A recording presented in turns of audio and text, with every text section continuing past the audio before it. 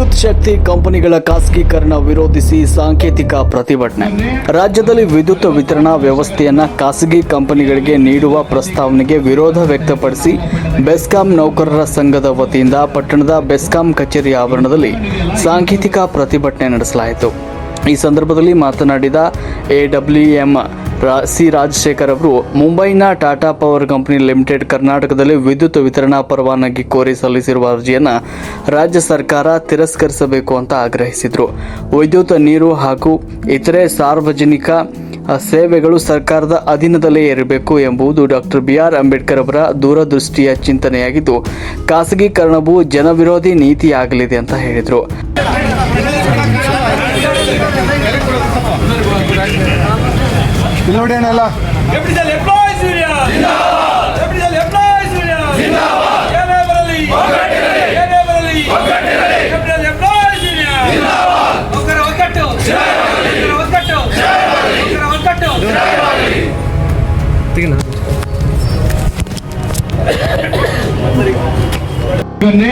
ನಮ್ದು ಕಳೆದ ಬಹಳ ವರ್ಷಗಳಿಂದ ನಾವೇನು ಕೇಳ್ತಿದ್ವಲ್ಲ ಖಾಸಗೀಕರಣ ಅಂತ ಹೇಳ್ತಿದ್ವಿ. ನಾವು ಅಪಾಯಿಂಟ್ ಹೇಳಿದ್ರು, ನೀವು ಅಪಾಯಿಂಟ್ ಆಗ್ತಾ ಇದ್ರು, ಹೇಳ್ತಿದ್ದೆ, ಎಲ್ಲ ಕೇಳ್ತಾ ಇತ್ತು. ಈ ಸ್ಲೋಗನ್ ಇದೆಯಲ್ಲ, ಈ ಸ್ಲೋಗನ್ ಖಾಸಗಿ ಕಂಪನಿಗಳಿಗೆ ವಿದ್ಯುತ್ ವಿತರಣಾ ಪರವಾನಗಿ ನೀಡಿದರೆ ವಿದ್ಯುತ್ ದರ ಏರಿಕೆ, ಗ್ರಾಮೀಣ ಪ್ರದೇಶಗಳ ನಿರ್ಲಕ್ಷ್ಯ, ಸಾರ್ವಜನಿಕ ಉದ್ಯೋಗ ಅವಕಾಶಗಳ ಕುಂಠಿತ ಹಾಗೂ ರೈತರಿಗೆ ನೀಡಲಾಗ್ತಾ ಇರುವ ರಿಯಾಯಿತಿಗಳ ಮೇಲೆ ದುಷ್ಪರಿಣಾಮ ಉಂಟಾಗುವ ಸಾಧ್ಯತೆ ಇದೆ ಅಂತ ಎಚ್ಚರಿಸಿದರು. ಬೆಸ್ಕಾಂ ನೌಕರರ ಸಂಘದ ಜಿಲ್ಲಾ ಸಂಘಟನಾ ಕಾರ್ಯದರ್ಶಿ ನರಸಿಂಹಮೂರ್ತಿ ಮಾತನಾಡಿ, ಖಾಸಗಿ ಸಂಸ್ಥೆಗಳು ಲಾಭದ ಉದ್ದೇಶದಿಂದ ಕಾರ್ಯನಿರ್ವಹಿಸುವುದರಿಂದ ಬಡ ಮತ್ತು ಮಧ್ಯಮ ವರ್ಗದ ಜನರಿಗೆ ಹೆಚ್ಚಿನ ಹೊರೆ ಬೀಳಲಿದೆ. ಸರ್ಕಾರಿ ಸಂಸ್ಥೆಗಳು ಸಾರ್ವಜನಿಕರಿಗೆ ಉತ್ತರದಾಯಿತ್ವ ಹೊಂದಿದ್ರೆ ಖಾಸಗಿ ಸಂಸ್ಥೆಗಳಲ್ಲಿ ಅಂತಹ ವ್ಯವಸ್ಥೆ ಇರೋದಿಲ್ಲ ಅಂತ ಹೇಳಿದರು. ಸರ್ಕಾರದ ಹಣದಿಂದ ನಿರ್ಮಿಸಲಾದ ವಿದ್ಯುತ್ ಜಾಲ ಹಾಗೂ ಮೂಲಸೌಕರ್ಯಗಳನ್ನು ಖಾಸಗಿ ಕಂಪನಿಗಳಿಗೆ ಹಸ್ತಾಂತರಿಸುವುದು ನ್ಯಾಯಸಮ್ಮತವಲ್ಲ. ಇದರಿಂದ ರೈತರು, ಕಾರ್ಮಿಕರು ಹಾಗೂ ಸಣ್ಣ ಕೈಗಾರಿಕೆಗಳಿಗೆ ತೀವ್ರ ತೊಂದರೆ ಉಂಟಾಗಲಿದೆ ಅಂತ ಪ್ರತಿಭಟನಾಕಾರರು ಅಭಿಪ್ರಾಯಪಟ್ಟರು. ಈ ಪ್ರತಿಭಟನೆಯಲ್ಲಿ ಬೆಸ್ಕಾಂ ನೌಕರರ ಸಂಘದ ಅಧ್ಯಕ್ಷ ಧರಣೇಶ್, ಕಾರ್ಯದರ್ಶಿ ಅತ್ಯುತ್ SK ನರಸಿಂಹಯ್ಯ, ಸಹಾಯಕ ಲೆಕ್ಕಾಧಿಕಾರಿಗಳು, ವಿವಿಧ ಶಾಖೆಗಳ ಅಧಿಕಾರಿಗಳು, ಗುತ್ತಿಗೆದಾರರು ಹಾಗೂ ಸಿಬ್ಬಂದಿ ವರ್ಗ ಭಾಗವಹಿಸಿದರು. ವರದಿ ಸುರೇಶ್, ರಾಷ್ಟ್ರಕ್ರಾಂತಿ ನ್ಯೂಸ್, ತುರುವೇಕೆರೆ.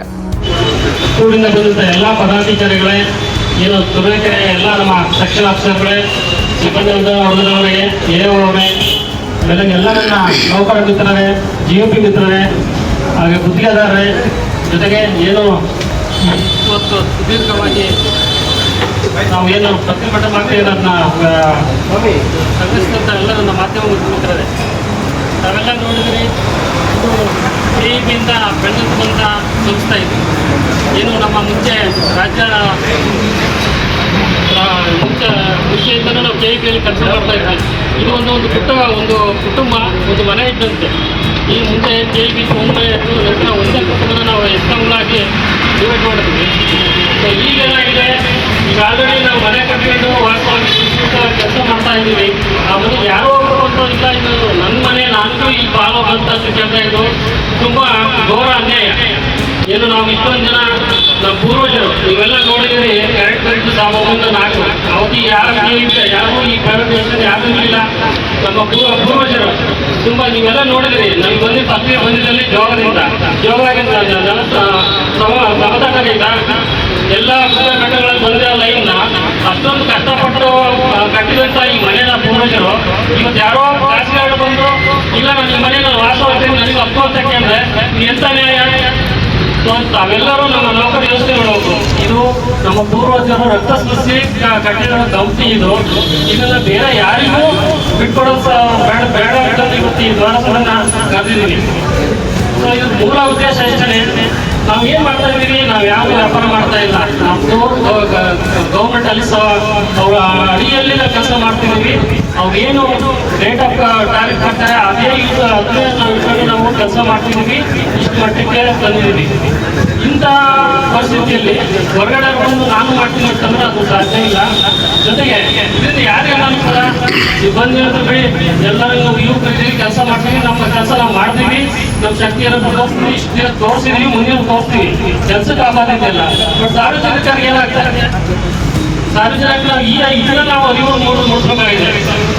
ಯಾಕಂದ್ರೆ ಮುಂಚೆ ಏನಿತ್ತು ಬರೀ ಥರ್ಮಲ್ ಇದು ಕಲ್ಲಿಂದ ಮಾತ್ರ ಸ್ವಲ್ಪ ಇಷ್ಟು ಉತ್ಪಾದನೆ ಮಾಡಿ ಹೈಡ್ರೋಲಿಕ್ ಉತ್ಪಾದನೆ ಮಾಡಿ ನಾವು ಸಾರ್ವಜನಿಕರಿಗೆ ಸ್ವಲ್ಪ ಕೊಡ್ತಾ ಇದ್ವಿ.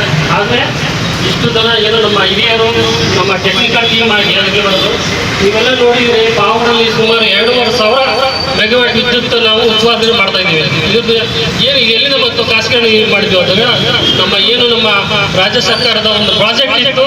ಅದು ನಾವೇ ಯಶಸ್ವಿಯಾಗಿ ಸಾರ್ವಜನಿಕರಿಗೆ ಅನುಕೂಲ ಮಾಡ್ಬೇಕಂತಲೇ ನಾವು ಈ ಪ್ರಾಜೆಕ್ಟ್ ಮಾಡ್ಕೊಂಡು ಇಷ್ಟೊಂದು ನಾವು ಶ್ರಮ ವಹಿಸಿ ಇಷ್ಟೊಂದು 24 ಅವರ್ಸ್ ಸಪ್ಲೈ ಕೊಡ್ತಾ ಇದ್ದೀವಿ. ಇದರ ಜೊತೆಗೆ ಆಗಲಿ IP ಸೆಟ್ಗಳು ಸರ್ಕಾರಕ್ಕೆ ನಾವು ಆದೇಶದಂತೆ 7 ಅವರ್ ಕರೆಕ್ಟ್ ಕೆಲಸ ಸಪ್ಲೈ ಕೊಡ್ತಾ ಇದ್ದೀವಿ.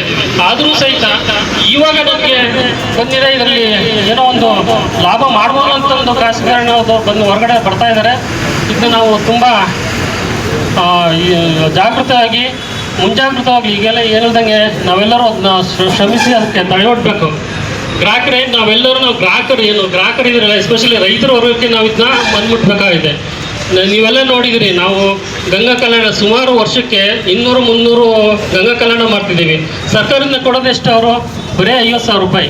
ನಾವು ನಮ್ಮ ಕಂಪ್ನಿಯಿಂದ ಆಗ್ತಾ ಇರೋದೆಷ್ಟು ಸುಮಾರು 2-2.5 ಲಕ್ಷ ರೂಪಾಯಿ ನಾವು ಬಂಡವಾಳ ಹಾಕಿ ಅವ್ರಿಗೆ ಏನು ನಮ್ಮದು ಉದ್ದೇಶ ಎಷ್ಟೇ ಹಸಿರು ಕ್ರಾಂತಿ ಆಗಬೇಕು, ಎಲ್ಲ ನಮ್ಮ ಜನಗಳು ರೈತರ ವರ್ಗ ಒಳ್ಳೆ ಬೆಳೆಗಳನ್ನು ತೆಗೆದು ಅವರು ಚೆನ್ನಾಗಿರಬೇಕು, ಈ ಆರ್ಥಿಕ ಮಟ್ಟವನ್ನು ಹೆಚ್ಚಿಸ್ಬೇಕಂತ ನಮ್ಮ ಉದ್ದೇಶ ಆಗಿದೆ. ಅದನ್ನ ನಾವು ಇಷ್ಟು ದಿನ ಮಾಡ್ಕೊಂಬಂದಿದ್ದೀವಿ. ತಮಗೆಲ್ಲರೂ ಅರಿವು ಇರಬೇಕು, ಗಂಗಾ ಕಲ್ಯಾಣ ಅದು ಸೇಮ್ ಕಥೆನೆ. ಇತ್ತೀಚೆಗೆ MI ಮೈನರ್ ಇರಿಗೇಷನ್ ಅವರು ಕೂಡ ಅದೇನೆ, ಅವ್ರು 75,000 ಕೊಡ್ತಾ ಇದ್ದಾರೆ. ನಾವು ಬಂಡವಾಳ ಹಾಕ್ತಿರೋದು 2-3 ಲಕ್ಷ ಬಂಡವಾಳ ಕಂಪ್ನಿಯಿಂದ ಬಂಡವಾಳ ಹಾಕಿ ಇಷ್ಟೊಂದು ರೈತರಿಗೆ ಅನುಕೂಲ ಮಾಡ್ತಾ ಇದ್ದೀವಿ. ಇದೆಲ್ಲ ಯಾರಿಗೋಸ್ಕರ ಮಾಡ್ತಾ ಇರೋದು? ಸಾರ್ವಜನಿಕರಿಗೋಸ್ಕರ. ಅಂದರೆ ನಮ್ಮ ಕಂಪ್ನಿ ಇಷ್ಟು ದಿನ ಸಾರ್ವಜನಿಕರಿಗೆ ಮಾತ್ರ ನಾವು ಮೀಸಲಾಗಿ ಶ್ರಮಿಸ್ತಾ ಇತ್ತು, ಅವರ ಏಳಿಗೆಗಾಗಿ ಶ್ರಮಿಸ್ತಾ ಇದ್ದೀವಿ. ಆದರೆ ಇತ್ತೀಚಿನ ದಿನಗಳೇನಾಗಿದೆ, ಇದ್ದೇ ಒಂದು ಬಂಡವಾಳ ಮಾಡ್ಕೊಂಡು ಇಷ್ಟೊಂದು ಇನ್ಫ್ರಾಸ್ಟ್ರಕ್ಚರ್ ರೆಡಿ ಮಾಡ್ಕೊಂಡಿದ್ದೀವಿ. 24 ಅವರ್ಸ್ಗೆ ಸಪ್ರೇಟ್ ಲೈನ್ ಮಾಡಿದ್ದೀವಿ, IP ಸೆಟ್ಗೆ ಸಪ್ರೇಟ್ ಲೈನ್ ಮಾಡಿದ್ದೀವಿ, ಇಂಡಸ್ಟ್ರಿಯಲ್ಗಳಿಗೆ ಸಪ್ರೇಟ್ ಲೈನ್ ಮಾಡಿದ್ದೀವಿ. ಇಷ್ಟೊಂದು ಶ್ರಮಪಟ್ಟು ಇಷ್ಟೊಂದು ಇನ್ಫ್ರಾಸ್ಟ್ರಕ್ಚರ್ ಮಾಡಿದ್ಮೇಲೆ ಇವರು ಇಲ್ಲ ನಾವು ಫಲ ಇದರಲ್ಲಿ ದೇಶ ತಮ್ಮೆಲ್ಲರಿಗೂ ಗೊತ್ತಾಗಿದೆ. ಏನು ನಮ್ಮ KPTCL ಒಂದು ಸಂಸ್ಥೆ ಇದೆ, ಆ ಸಂಸ್ಥೆಯನ್ನ ನಾವು ಪ್ರೈವೇಟ್ನವರು ಅಂದರೆ ಟಾಟಾ ಕಂಪ್ನಿಯವರು ನಾವು ಅದನ್ನು ಮುನ್ನಡೆಸ್ತೀವಿ, ನಾವು ನಿಮ್ಮ ಕಂಪ್ನಿಯಲ್ಲಿ ಪಾಲುದಾರರಾಗಿ ವಿದ್ಯುತ್ ಸರಬರಾಜು ಮಾಡ್ತೀವಿ ಅಂತ ಹೇಳಿ ಇವತ್ತು ಏನು KRCಗೆ ಅರ್ಜಿಯನ್ನು ನೀಡಿದ್ದಾರೆ, ನಮಗೆ ಲೈಸೆನ್ಸ್ ಕೊಡಿ ಅಂತ. ಲೈಸೆನ್ಸ್ ಕೊಟ್ಟರೆ ಅವರು ಅವ್ರ ಕಾರ್ಯವನ್ನು ಮುಂದುವರಿಸ್ತಾರೆ. ಆದರೆ ನಾವೇ ಹೇಳೋದಿಷ್ಟೇ, ಅವರಿಗೆ ಲೈಸೆನ್ಸ್ ಕೊಟ್ಟರೆ ಇವತ್ತು ನಮ್ಮ ವಿದ್ಯುತ್ ಸಂಸ್ಥೆ ಕರ್ನಾಟಕದಾದ್ಯಂತ ಉತ್ತಮ ಸೇವೆಯನ್ನು ಸಲ್ಲಿಸಿ ಮತ್ತು ಸರ್ಕಾರದ ಉಚಿತ ಯೋಜನೆಗಳನ್ನು ಗ್ರಾಹಕರಿಗೆ ಉತ್ತಮವಾಗಿ ತಲುಪಿಸುವ ನಿಟ್ಟಿನಲ್ಲಿ ಮತ್ತು ನಿರಂತರವಾದಂಥ ವಿದ್ಯುತ್ತನ್ನು ನೀಡಿ ಜನರ ಮೆಚ್ಚುಗೆಯನ್ನು ಪಾತ್ರ ಮಾಡಿ ಎಲ್ಲರ ಹತ್ರ ಇವತ್ತು ಒಳ್ಳೆಯ ಕಾರ್ಯವನ್ನು ಪ್ರಶಂಸೆ ಪಡಿತಾ ಇದ್ದೀವಿ. ಆದರೂ ಕೂಡ ಯಾವುದೇ ಒಂದು ರೈತರಿಗಾಗಲಿ ಗ್ರಾಹಕರಿಗಾಗಲಿ ತೊಂದರೆ ಆಗದ ಮಟ್ಟದಲ್ಲಿ ಇವತ್ತು ವಿದ್ಯುತ್ ಸರಬರಾಜು ಮಾಡೋ ಈ ಸಂಸ್ಥೆಯನ್ನು ನಡೆಸ್ಕೊಂಡು ಹೋಗ್ತಾ ಇದ್ದೀವಿ ಒಂದು ಕಡಿಮೆ ದರದ ವಿದ್ಯುತ್ ರೇಟ್ನಲ್ಲಿ. ಆದರೆ ಈ ಖಾಸಗಿ ಕಡೆಯೋದಕ್ಕೆ ಪದಾರ್ಪಣೆ ಮಾಡಿದರೆ ಹೆಚ್ಚಿನ ಹೊರೆ ಆಗೋದು ನಮ್ಮ ನೌಕರರ ದೃಷ್ಟಿಯಿಂದ ಒಂದಾದರೂ ಇನ್ನು ಗ್ರಾಹಕರ ದೃಷ್ಟಿಯಿಂದ ಹೆಚ್ಚಿನ ಹೊರೆ ಆಗುತ್ತೆ. ಯಾಕೆಂದರೆ ಅವರು ಸರ್ಕಾರ ಯೋಜನೆಗಳಿಂದ ಗ್ರಾಹಕರಿಗೆ ಉಚಿತ ಪಂಪ್ ಸೆಟ್ ಆಗಲಿ, ಗೃಹ ಯೋಜನೆಗಳಾಗಲಿ, ಭಾಗ್ಯಜ್ಯೋತಿ ಆಗಲಿ, ಕುಟುಂಬ ಆಗಲಿ ಅವರು ಯಾವುದೇ ಕೂಡ ಅವರು ಅನುದಾನ ಮಾಡಕ್ಕೆ ಹೋಗೋದಿಲ್ಲ. ಅವರು ಬರುವಂಥವರು ಅವರ ಒಂದು ಬಂಡವಾಳ ತಜ್ಞಕ್ಕೆ ಲಾಭದಾಯಕವನ್ನು ನೋಡ್ತಾರೆ ಹೊರತು ಅವರು ಗ್ರಾಹಕ ಸೇವೆಯನ್ನು, ಗ್ರಾಹಕರ ಒಂದು ರೈತರ ಅವರಿಗೆ ಅನುಕೂಲಗಳನ್ನು ಅವರು ಯಾವತ್ತೂ ನೋಡೋಕೆ ಹೋಗೋದಿಲ್ಲ. ಹಾಗಾಗಿ ಮುಂದಿನ ದಿನಗಳಲ್ಲಿ ಇವತ್ತೇನು ನಾವು ಈ ಒಂದು KPTCL ಸಂಸ್ಥೆ ಈ ಗ್ರಾಹಕರಿಗೆ ಕರ್ನಾಟಕದಾದ್ಯಂತ ಉತ್ತಮ ಸೇವೆಯನ್ನು ನಾವು ಸಲ್ಲಿಸ್ತಾ ಇದ್ದೀವಿ. ನಾವೇ ಕೂಡ ಈ ಒಂದು ಮುಂದುವರಿತೀವಿ. ಯಾವುದೇ ಕೂಡ ಖಾಸಗಿ ಬೇಡ ಅನ್ನೋ ಒಂದು ಉದ್ದೇಶದಲ್ಲಿ ಇವತ್ತು ಆಂದೋಲನವನ್ನು ಹೊರಟಿದ್ವಿ. ಈಗಾಗಲೇ ನಾವು KRCಗೆ ನಮ್ಮ ಒಂದು ಒಕ್ಕೂಟ ಇದೆ. ಒಕ್ಕೂಟ ಅಂದರೆ ಏನು ನಮ್ಮ KPTCL ಅಲ್ಲಿ ಯಾವ್ಯಾವ ಸಂಘ ಸಂಸ್ಥೆಗಳಿವೆ ಅವೆಲ್ಲ ಸೇರಿ, ಅಂದರೆ ಇಂಜಿನಿಯರ್ ಅಸೋಸಿಯೇಷನ್ನಿಂದ ಮತ್ತು KPTCLನ AO ಅಸೋಸಿಯೇಷನ್ನು, ಕಲ್ಯಾಣ ಸಂಸ್ಥೆ, ಡಿಪ್ಲೊಮಾ ಅಸೋಸಿಯೇಷನ್ನು ಅವೆಲ್ಲ ಸೇರಿ ಮತ್ತು 5-6 ಎಲ್ಲ ಸಂಘ ಸೇರಿ ಒಂದು ಒಕ್ಕೂಟ ಮಾಡ್ಕೊಂಡಿದ್ದೀವಿ.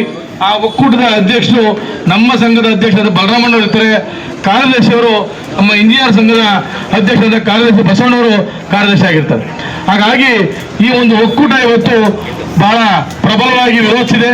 ಈಗಾಗಲೇ ಕೂಡ ಮುಖ್ಯಮಂತ್ರಿಯವರನ್ನ ಮತ್ತು ನಮ್ಮ ವಿದ್ಯುತ್ ಮಂತ್ರಿಯವರಂತ ಜಾರ್ಜ್ ಅವರಿಗೆಲ್ಲ ಮನವರಿಕೆ ಮಾಡಿದರೆ ಈ ಯಾವುದೇ ಕಾರಣಕ್ಕೂ ಖಾಸಗೀಕರಣ ಮಾಡೋದು ಬೇಡ, ಇದರಿಂದ ಬಹಳ ತೊಂದರೆ ಆಗಿದೆ. ಯಾಕೆಂದ್ರೆ ನಾವು ಇಲ್ಲಿವರೆಗೂ ಬಹಳ ಅಚ್ಚುಕಟ್ಟಾಗಿ ಇನ್ಫ್ರಾಸ್ಟ್ರಕ್ಚರ್ ಡೆವಲಪ್ ಮಾಡ್ಕೊಂಡ್ಬಂದು ಪ್ರತಿಯೊಂದು ಮನೆಗೂ, ಪ್ರತಿಯೊಂದು ಹಳ್ಳಿಗೂ, ಪ್ರತಿಯೊಂದು ಪಂಪ್ಸೆಟ್ಗೂ ಇವತ್ತು ವಿದ್ಯುತ್ ಅನ್ನು ಹರಿಸ್ತಾ ಇದೀವಿ. ಅವರು ಯಾವುದೇ ಒಂದು ಇನ್ಫ್ರಾಸ್ಟ್ರಕ್ಚರ್ನ ಮೂಲಭೂತ ಸೌಕರ್ಯನ ಒದಗಿಸಲ್ಲ. ನಮ್ಮ ಮೂಲಭೂತ ಸೌಕರ್ಯದಲ್ಲೇ ಕರೆಂಟ್ ಕೊಡ್ತೀವಿ ಅಂತ ಹೇಳಿ ಒಂದು ದುಪ್ಪಟ್ಟು ಹಣವನ್ನು ವಸೂಲು ಮಾಡಕ್ಕೆ ಬರ್ತಾ ಇದ್ದಾರೆ. ಆದ್ರಿಂದ ಇವತ್ತು ಯಾವುದೇ ಕಾರಣಕ್ಕೂ ಖಾಸಗೀಕರಣ ಮಾಡೋದು ಬೇಡ ಅಂತ ಹೇಳಿ ನಾವು ಇವಾಗಲೇ ಪ್ರೇರಿಸಿದ್ವಿ.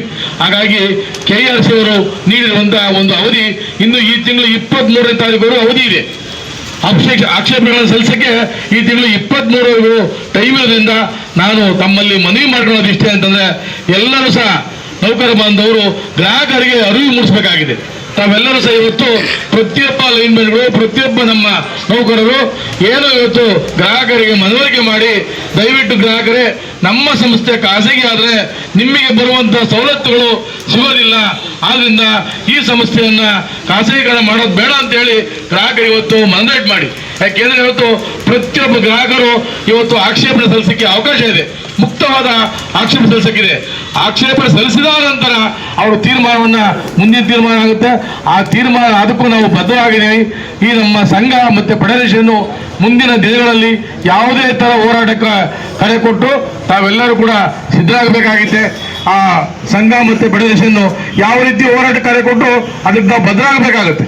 ಹಾಗಾಗಿ ಭದ್ರಾಗಬೇಕು ಅಂತ ನಾನು ನಿಮ್ಮಲ್ಲಿ ಮತ್ತೊಮ್ಮೆ ಎಲ್ಲರೂ ಮನವಿ ಮಾಡ್ತಾ